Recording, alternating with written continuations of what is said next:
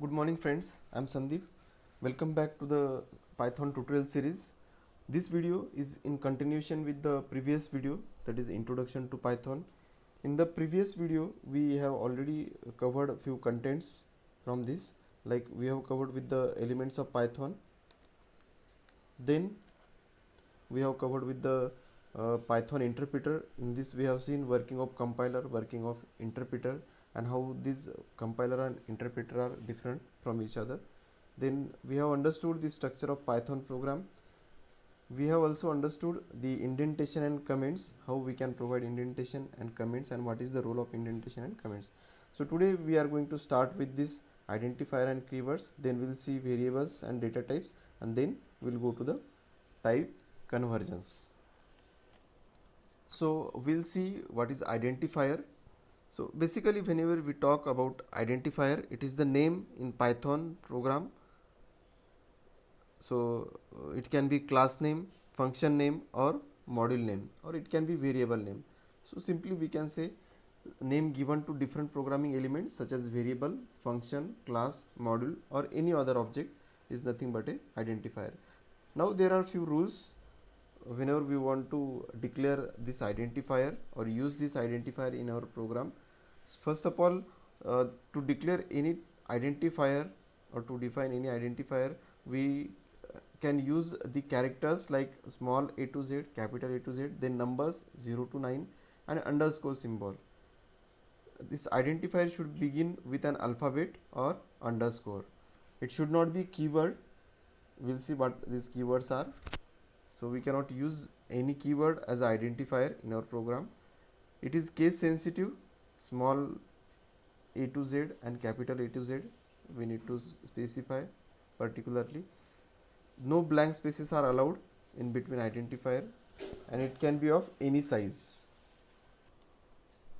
We'll see what are the examples of identifiers.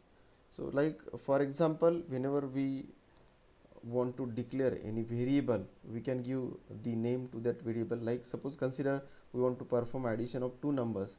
So at that time we can declare a variable where we can store a value like sum, add, like this. Okay, we can also provide the combination of the alphabets and numbers like sum 1 to 3. This can be identifier. Then again our identifier can start with underscore symbol, like suppose I will write underscore and then add and then 1 to 3. So this can be valid identifier. We cannot use the keywords which are available inside this Python as a variable name. Like suppose I will write if, or I will use if as a variable, it is not allowed. Same way we can use the keywords. We'll see what are the keywords in a short time. So keywords cannot be used as a, we can say, identifier. Then these identifiers are case sensitive whenever you are writing capital A. So you have to specifically use this particular capital A and then small d anywhere in the program. No blank spaces are allowed. Like suppose if we write student and then we are giving the variable name like student name, so we are not allowed to give blank space in between this variable name. So we have to provide underscore symbol, so that in that case it will be identifier, and it can be of any size. So these are the few examples. Few more examples we'll see, like whenever we declare age of student, this is valid name of the variable or identifier. Then whenever we declare like 1 and student underscore name, this is invalid identifier. We cannot start our identifier with the number. So this is about identifier. Now we'll understand what are the keywords that are used in Python programming. These keywords are nothing but a special words or identifiers which have specific meaning in Python. So there are 33 keywords available in Python. So the list of these variables are like, here we are having false, as, continue, else, from, in. Okay, so this is the list of all the keywords which are used in Python. Now we can say these are also called as reserved words. Already we have seen that whenever we are declaring identifier, so at that time we cannot use these keywords, like we cannot, like here we are having this define as a keyword or reserved word. We cannot write like this whenever we are declaring variable or identifier. So this is wrong to use these keywords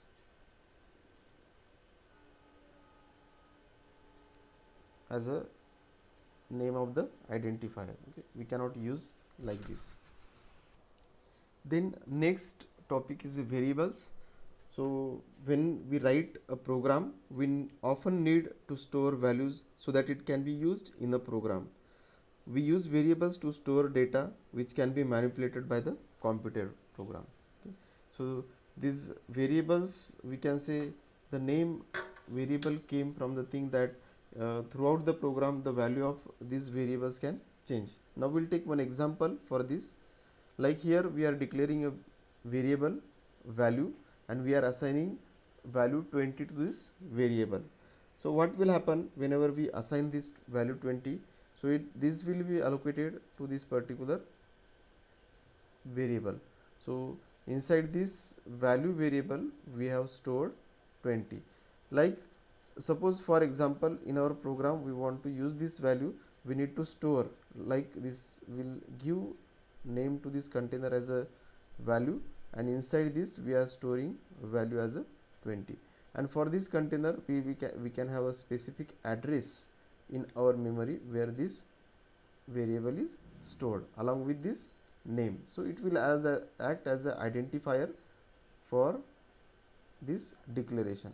So in this way we can declare variables in our program which can be used to store data which can be manipulated by the computer program.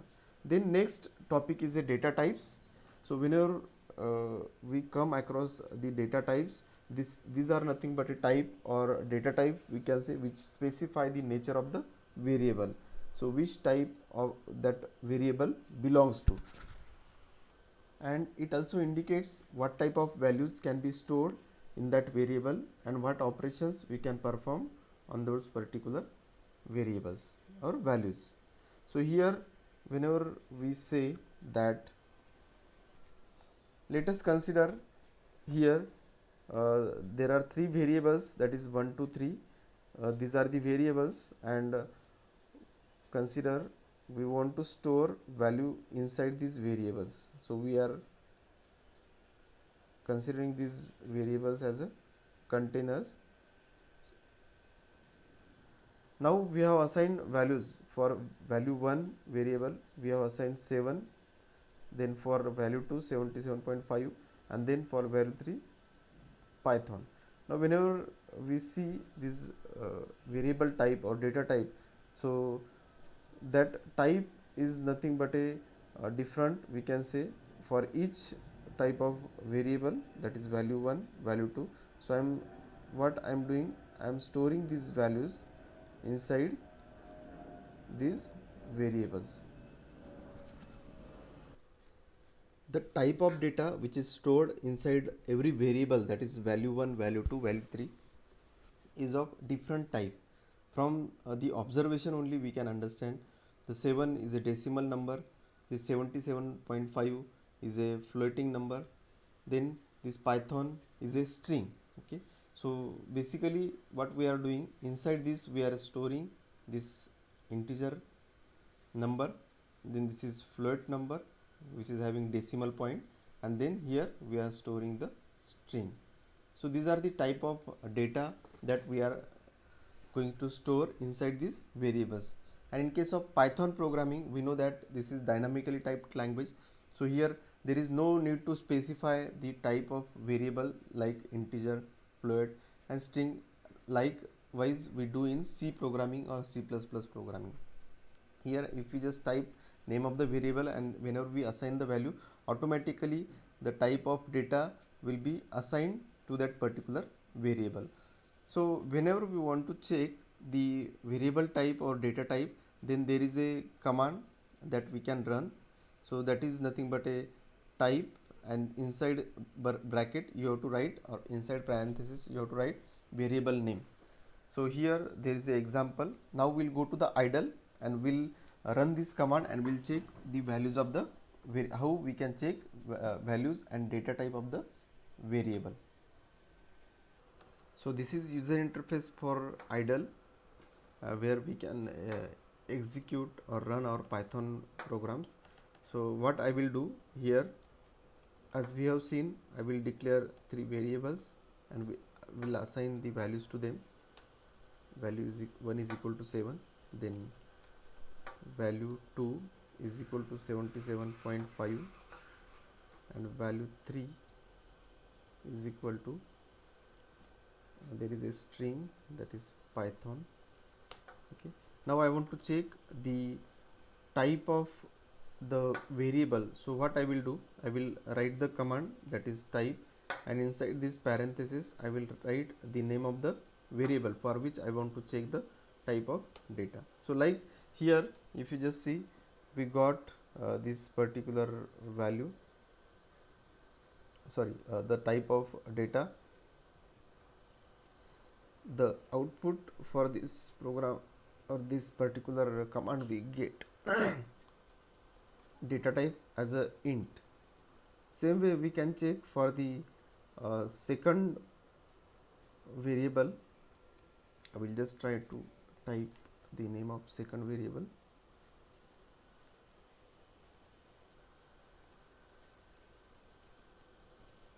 Type, then value 2. So we get for this data type as a float. Then for third variable,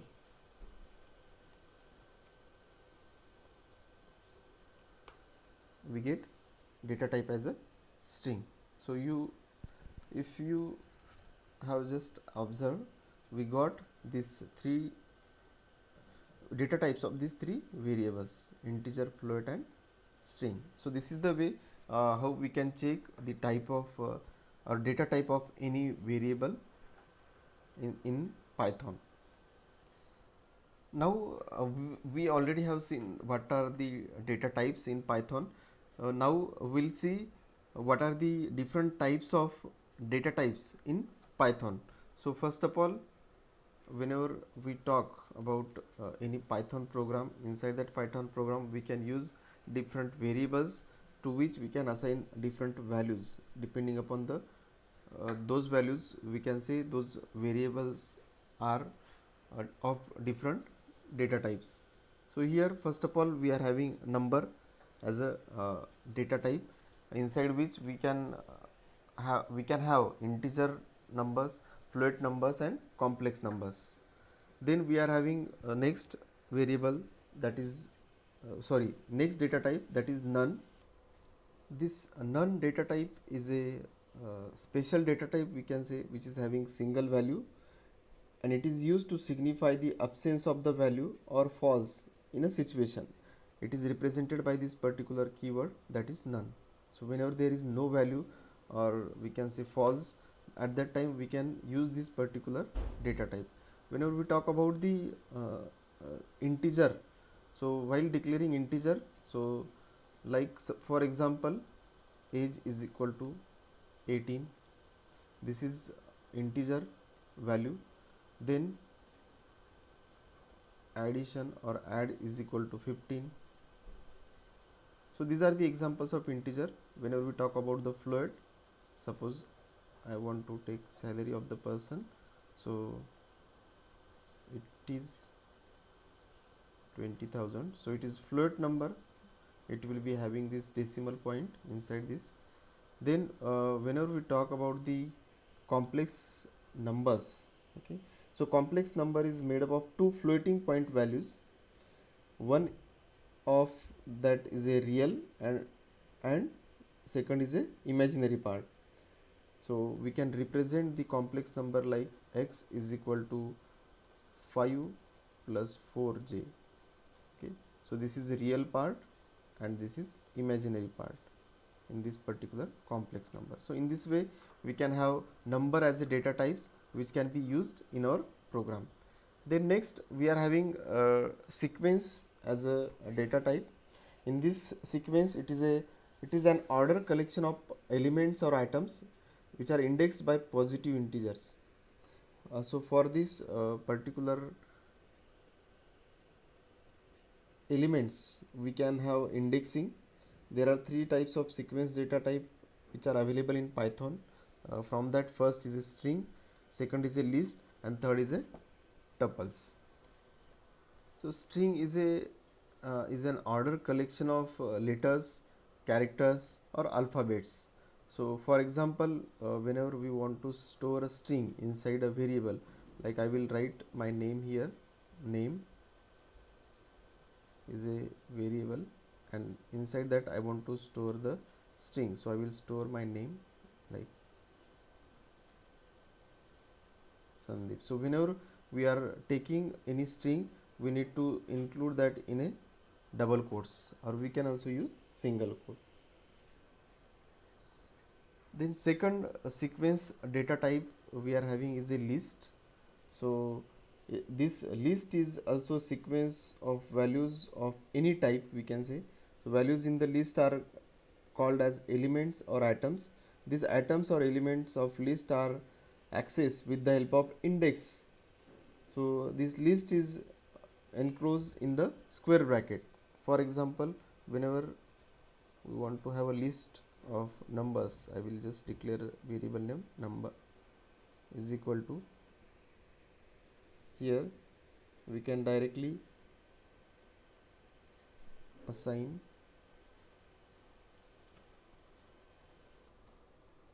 so we need to specify the square bracket. Inside that we can have the numbers like 10, 20, 30, 40. As we are saying that it is sequence, so this list is a sequence data type, but it can also include inside it the values of different types. Like I have declared these numbers, I can also have the value, like here if we just specify name inside double quote, this is string, then again I can have city, then I can also have complex numbers inside this, so like 1 plus 5j, and here we can close with the square bracket. This is the example of list as data types. Then next we are having tuples. So what these tuples are? These are the sequence of values of any type and are indexed by the integers.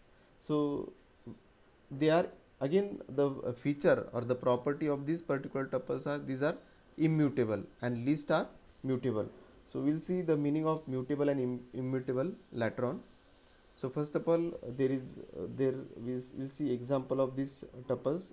So whenever we want to declare tuple, like I will write student as a name of the tuple is equal to, and we will always include the values inside the parenthesis, that is round bracket. So I can declare here name like Ajay, then I can take number, then again I can have a string. So it is like a list. In list also we were having the different elements or elements of different data types. Same way in the tuples also we can include elements of different data types.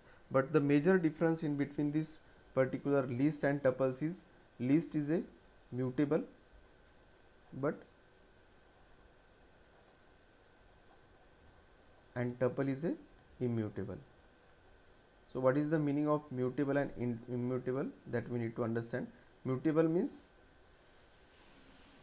we can change or modify the list, we can make modification or changes in this list, but in case of immutable we cannot modify or change the tuples. Okay, whatever values are there in tuples or whatever tuple is, we cannot make any modifications or changes in this tuples, so that's why it is immutable. The next data type that we have in Python is a sets. So sets is an unordered collection of values, again of any type, with no duplicate entry inside that particular values, and again sets are immutable. So we'll see or we'll understand with the example here. So for sets we can have name, and there is a special keyword to declare it. Inside parenthesis we are having these elements 1, 2 and 4. This is nothing but a set that we have. This is order collection of elements actually, and again no duplicates are allowed, duplicate values are not allowed inside this sets. Then it is immutable, we cannot change or make any modifications in the set. Whenever it is frozen set, so frozen set is a type of set, we will understand in detail. We cannot make or modify any values in the frozen set, but normally whenever we talk about the set, it is mutable. Then the next data type that we are having is a dictionaries. Dictionaries store key value pair and which are accessed using the key. So these are enclosed in the curly bracket. We'll see example of these dictionaries. Like suppose consider I'm giving name or identifier as inside curly bracket. I can have key value pair like X,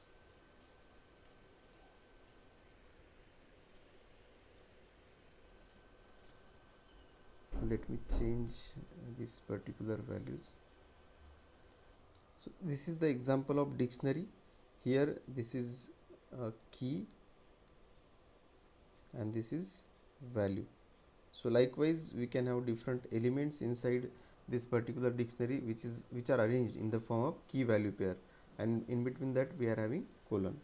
So these are different type of data which are available in Python. Generally these type of data types are used. Okay, so except this, again we are having few more data types, those we'll see in the next part. Now the most last topic for this particular video is type conversion. So there are the situations whenever we need to convert the data from one type to another type. At that time we can use this type conversion. So it will convert one data type to another. Two types of type conversions are available in the Python: implicit type conversion and second is explicit type conversion. So what happens in implicit type conversion? Python interpreter automatically converts one data type to another without any user involvement. So it will happen automatically inside the Python program. But whenever we talk about explicit type conversion, data type is manually changed by the user as per their requirement. So we'll see examples. Like for example, I will be declaring two variables, that is a is equal to 72, b is equal to 1.7, and I want to perform addition of two numbers. So the first number that we are having here is a the data type is a integer, and for second, as there is a decimal point, the data type is a float. So whenever we perform addition of these two numbers, 72 plus 1.7, we'll get the result, but we need to really check what is the type of data for that particular output or result that we are getting. So whenever we perform addition, we will get a result as a 73.7, which is again nothing but a float. Okay, so it is happening automatically, or it is automatically performed or implicitly performed by the Python program internally. So we'll get output as a float value. It will display new value and resulting data type. So here we'll write the print statement to display this value of C. So we'll get a result as a 73.7, and again we can also display the type of data like float. Then for explicit type conversion, so I will be taking a variable A, and inside that I will be storing this string. Data type for this 12 is a string. Again for B we are having integer value as a 23. So I am printing this type of data before typecasting. So type of A will be str, and now what will happen whenever I need to perform any operation on these two values 12 and 23, so I cannot perform the addition, subtraction, or rather than that I will get some different result instead of getting the addition. So that's why what we need to do, we need to convert the string value to the integer value. So we'll say how we can manually convert that or explicitly convert that particular string to integer. So there is a syntax like a is equal to int a. So here we'll need to provide this particular keyword int, and inside parenthesis provide the variable which we need to convert, and later on we can print the type of that particular variable, that is a.